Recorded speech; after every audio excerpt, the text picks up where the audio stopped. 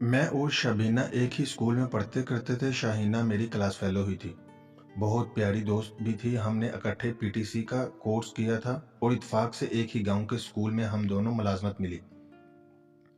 शाहीना का घर हमारे घर से थोड़े ही फासले पर था। हम स्कूल के लिए इकट्ठे निकलती थी। एक ही बस में सवार होकर पढ़ाने जाया करती थी। हमारा स्कूल शहर से 8 मील दूर था। रोज मुझे और शाहीना को जाने और आने में 16 मील का फासला तय करना पड़ता था। हम बातें करती जाती थी। फासला मिनटों में तय हो जाता था और सफर का पता ही न चलता था। जिन दिनों में ये वाकया हुआ, शाहीना का पहला बेटा बेटा 1.5 साल का था और वो उम्मीद से थी। हुआ ये कि मैं बीमार हो गई और 15 रोज तक स्कूल ना जा सकी। हमारे स्कूल में सिर्फ 3 अस्तानियाँ थी। मेरे बीमार होने से वजह से 2 बाकी रह गई। जब मैं छुट्टी पर थी तो इनका हाजिर होना ज़रूरी था, क्योंकि एक वक्त में सिर्फ एक अस्तानी ही गैर हाजिर हो सकती थी। हमारा स्कूल प्राइमरी तक था। 5 क्लासों को हम 3 अस्तानियाँ संभालती थी। जब मैं बीमार पड़ी तो शानों को मेरी क्लास लेनी पड़ती। मैं शाहीना को आसानी के लिए शानो ही लिखूंगी, क्योंकि इसको इसी नाम से बुलाया करती थी। मेरी बीमारी के दौरान वो 3 बार अयादत को आई, मगर बड़ी परेशान थी। बोली, मिसबा तू जल्दी से अच्छी हो जा, मुझे अकेले गांव के स्कूल जाने से बड़ा डर लगता है। मैंने कहा, इतना अरसा हो गया है तुमको गांव से स्कूल में पढ़ाते हुए, अभी तक तुमको डर लगता है? जरूर कोई बात है। बोली, तुम ठीक हो जाओ तो बताऊंगी। फिर जब मैं ठीक हो गई तो इसके साथ स्कूल जाने लगी तो इसने बताया, एक शख्स इसके पीछे लगा हुआ है जो बाकायदगी से इसका ताकुब करता है। वो बोली, तुम देखना, वो नजर आएगा, तुम्हें भी दिखाऊंगी। मैं जब अकेली जाती थी तो ये मेरा रास्ता रोककर बात करने की कोशिश करता था। एक बार बस के अड्डे पर लाड़ी बहुत देर से आई तो इसने ठंडे मशरूबात की बोतल लाकर मेरे साथ हाथ में थमा दी।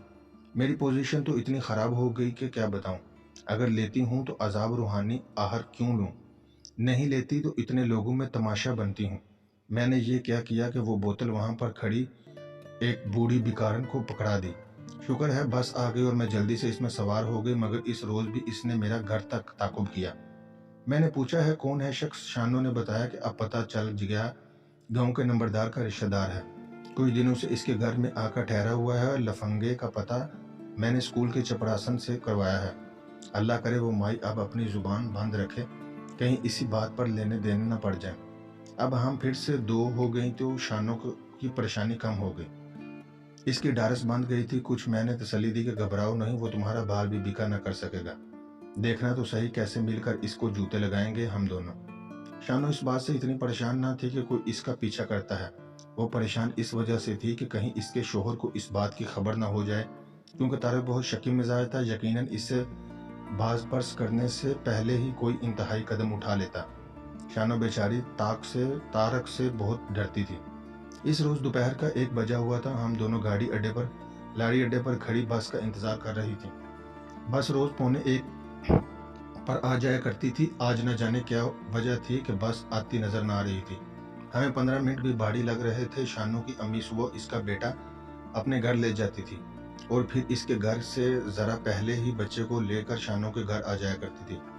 शानू बेचैनी से घड़ी देख रही थी कि अम्मी आ चुकी होंगी। वो परेशान हो रही थी। इसने इधर उधर देखा और दरअसल इसको इस नौजवान से खतरा था, कहीं वो ना तंग करे। मैं यहाँ इस नौजवान का फर्जी नाम मनव्वर लिख देती हूँ। इसका अंदेशा दुरुस्त निकला। एक छोटा सा लड़का हाथ में गन्ने के रस के 2 गिलास लेकर आया और हमें देने लगा। मैंने कहा, लड़के, तुम्हें किसने कहा था कि ये लाने को? हमने तो नहीं मंगवाए। वो बोला, बस के कंडक्टर ने कहा है, वो सामने होटल में बैठा है। वो कहता है कि इन स्कूल वालियों से कहो आज बस 3 बजे आएगी, क्योंकि आज इधर की ट्रैफिक बंद हो गई है। एक वजीर दौरे पर जा रहा है, इसकी गाड़ी गुजरने वाली है। इसकी बात सुनकर हम परेशान हो गई। शानों ने पलट कर देखा तो वही नौजवान मुस्कुरा रहा था। वो बोली, मिसबा, ये गिलास मनव्वर ने भिजवाए हैं, वो देख देख सामने है। मैंने देखा वो वाकई मूंछों पर ताव देकर सीने में फैलाए फखर अंदाज से हमारी तरफ देख रहा था। मैंने गिलास लड़के के हाथ से लेकर इनमें बड़ा हुआ रस जमीन पर अंडेल दिया और लड़के से कहा, जिसने ये गिलास भेजे हैं इसको कहना कि अगर अब हमारा पीछा किया तो याद रखना, तुम्हारी बहुत बेइज्जती होगी। लड़का चला गया। शानू बोली, कम्बख्त, ये तूने क्या किया? ये बहुत ख़राब लोग हैं। स्कूल की माई बता रही थी कि बड़े ख़तरनाक हैं, न जाने अब ये शख्स हमसे अपनी तौहीन का कैसा इंतकाम लेगा। मैंने कहा, ठीक है, रोज़ रोज़ के मरने से एक दिन का मर जाना अच्छा है। ना किसी इसकी शिकायत करने देती, ना तुम इससे खुद कुछ कहती हो। इधर यह है कि रोज़ बरोज़ इसकी हिम्मत बढ़ती जा रही है। और तुम्हारा क्या सलाह है? अगले रोज़ मुझे अपने ताया के बेटे की शादी में जाना पड़ गया और मैं स्कूल ना जा सकी। शानू अकेली ही गई। इस दिन बदबख्त इसको गेड़े में कामयाब हो गया। हुआ ये था कि हमारे स्कूल की छत का एक शहतीर चढ़ गया था, जिससे छत पर गिरने का शदीद खतरा लाक था। हमने इसकी इतला महकमा को भिजवाई थी। इस दिन छत का मुआयना करने गांव का चेयरमैन, ठेकेदार वगैरह आए तो ये भी साथ था। ये लोग छत देखकर चले गए। अस्तानियों ने पर्दा कर दिया। माई ने इन्हें कमरा ले जाकर दिखाया तो जरा देर गुजरी कि ये फिर आ गया। कहने लगा, यहाँ मुआयना की फाइल रह गई है, वो उठानी है। फाइल वगैरह कोई नहीं थी। बोला, अस्तानी जी से पूछो, इन्होंने उठाई होगी। शानो बेचारी समझी नहीं कौन शख्स होगा। जब इसने ड्योढ़ी पर आकर बात की तो ये बोला, आप शाहीना बीबी हैं, आपसे एक जरूरी बात करनी है। फिर इसने माई से कहा, अम्मा तुम चेयरमैन के घर से फाइल ले आओ। माई चली गई। अब इसको बात करने का मौका मिला। कहने लगा, शाहीना, मैंने तुम्हारी एक झलक देखी थी और तुम्हारा दीवाना हो चुका हूँ। अगर मुझको ठुकराओगी तो अच्छा ना होगा। मैं बहुत असलो असूह वाला आदमी हूँ। शाहीना ने कहा, तुम जो भी हो मुझे क्या, मैं एक शरीफ औरत हूँ, शादीशुदा हूँ, एक बच्चे की माँ हूँ। अल्लाह के वास्ते मेरा पीछा छोड़ दो, नहीं तो मैं नौकरी छोड़ दूंगी। इसने कहा, याद रखना, तबादला तो मैं तुम्हारा यहाँ से होने नहीं दूंगा, लेकिन जिस दिन तुमने ये नौकरी छोड़ दी तो मैं तुम्हारे घर आ जाऊंगा। फिर पता है क्या होगा। इसने लिफाफा आगे बढ़ाकर कहा, जो होगा इसमें लिख दिया है, ये लो पढ़ लेना। शाहीना ने भी जुर्रत से काम लिया। इसने लिफाफा फाड़कर दरवाजे से बाहर फेंक दिया। जहां वो खड़ा था वो बोली, जो होगा देखा जाएगा, मगर अब तुम जाओ यहाँ से। इसके बाद शाहीना ने बीमारी का बहाना करके छुट्टी ले ली। वो शोहर से कहती थी कि मुझे नौकरी नहीं करनी, मगर डर के मारे ये नहीं कहती थी कि मैंने छुट्टी क्यों ली है। मैंने शाहीना से बहुत कहा, तुम मुझे तारक भाई से बात करने दो, मैं इनको समझाऊंगी कि तुम्हारा इसमें कोई कसूर नहीं है, वही कमबख्त तुम्हारे पीछे पड़ा हुआ है। मगर वो न मानी। कहती, मिसबा तुझको नहीं मालूम तारक क्या है, ये या तो जान दे देगा या किसी की जान ले आएगा और फांसी चढ़ जाएगा। मैं इसके मिजाज से डरती हूँ। हमने अगर इसे बात बता दी तो झगड़ा लाजिम है। फिर मुझे शानू ने बताया कि छुट्टी खत्म होने वाली है और अब वो इस्तीफा देगी, क्योंकि आगे चलकर यूं भी 2 बच्चों की माँ बन जाएगी तो फिर वो 2 को संभालना मुश्किल हो जाएगा। अम्मी ने एक बच्चा पाल दिया है, अब दूसरा नहीं पालेंगी। ये शाम का वक्त था। तारक घर पर ना था। एक लड़का घर आया और रुक्का देकर चला गया। रुक्का मुनव्वर का था। लिखा हुआ था, मैं भी धुन का पक्का आदमी हूँ, तुम्हें बोला था ना, तुमने स्कूल आना छोड़ दिया तो मैं तुम्हारे घर के नज़दीक आकर रहने लगा हूँ। कभी जब तुम्हारा शोहर घर पर ना होगा तो किसी बहाने घर आकर दीदार कर लूंगा। शानू ने रुक्का पढ़ा तो डर गई। इसने मुझे रुक्का तो ना दिखाया, कहती थी आग में झोंक दिया है, मगर अब वो घर में अकेली रहने से डरती थी।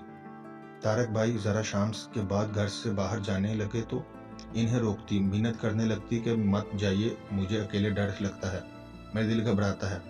तारक यार मर्द था, मर्द आज़ाद तबीयत होता है, कब तक कोई औरत इसको अपनी मर्जी से रोक सकती है। तारक शानों की इस किस्म की रोक टोक से तंग आ गया। फिर भी वो शानों का कहा मानता था और शाम के बाद घर से बाहर रहना इसने छोड़ दिया था। लेकिन एक दिन इसने बीवी से कहा, शानो, कितने दिनों से मैं तेरा कहना मान के घर से बाहर नहीं जाया, कैदी बन गया हूँ, आज तो मुझे मत रोकना, मैं फिल्म देखने जरूर जाऊंगा, मैंने दोस्तों से वादा किया हुआ है। शानो बोली कि आज तुम मत जाओ, मेरा दिल घबरा रहा है, कल चले जाना। तारक जानता था वो रोज ही यही कहती है। इसने जान छुड़वाने को कहा, अच्छा मैं फिल्म देखने के लिए नहीं जा रहा, सामने वाली दुकान पर जा रहा हूँ, अच्छा 5 मिनट में आ जाऊंगा, तो दरवाज़ा बंद मत करना, खुला रखना। इसने तो इसलिए कहा था कि शानो इसकी बात का यकीन कर ले और इसको जाने से ना रोके, मगर शानो समझी कि वो सच कह रहा है और अभी आ जाएगा। इस बेचारी ने दरवाज़ा बंद किया और बच्चे को सुलाने के लिए इसके साथ जाकर लेट गई। फिर बच्चे को सलामत सुलाते सुलाते न जाने कैसे इसकी आंख लग गई। मनवर का एक आदमी जो तारक भाई का नया नया दोस्त बना था, इसको दोस्ती का चक्कर देकर सलमान ले गया। शानो घर में अकेली थी। मनवर को मौका मिल गया। इस जिद्दी आदमी ने अपनी जिद पूरी करने के लिए और शानो को नीचे दिखाने के लिए ये चाल चली थी। जब वो शानो के सराहाने पहुंचा तो इसकी आंख खुल गई। अपने सराहाने मनवर को खड़ा पाया तो इसके मुंह से चमच निकल गई, चीख निकल गई। जल्दी से मनवर ने इसके मुंह पर हाथ रखा और उसके बाद जाने क्या हुआ, वो मंजर तो कोई ना देख सका। अलबत्ता जब फिल्म देखकर तारक भाई लौटे तो शानो इस दुनिया में ना थी। शुक्र है जालिम ने मासूम बच्चे को जिंदा रहने दिया। बहरहाल डॉक्टरों ने यही रिपोर्ट दी कि शानू ने अपनी इज्जत बचाने की खातिर जान दी है। मैंने जो कुछ जानती थी सब तारक भाई को बता दिया। इन्होंने मनव्वर के खिलाफ रिपोर्ट भी दर्ज करवाई थी। शानू के जिस्म पर चाकू के अंगश्त गहरे जख्म थे। इसने बड़ी बहादुरी से लड़ते लड़ते हुए जान दी थी। मनव्वर कुछ अरसे हवालात में रहा, फिर अदम सबूत की बना पर सजा से बच गया। इस दुनिया में अपने जुर्म की सजा इसे छूट गया, मगर मुझे यकीन है कि वो अगले जहां में नहीं छूटेगा। काश मैं इसके खिलाफ गवाही दे सकती तो शायद इसको सजा हो भी जाती, मगर मैं अपने घर वालों की वजह से मजबूर थी। आज भी शानों का जख्म दिल में हरा है और हमेशा हरा ही रहेगा। फे, लाहौर।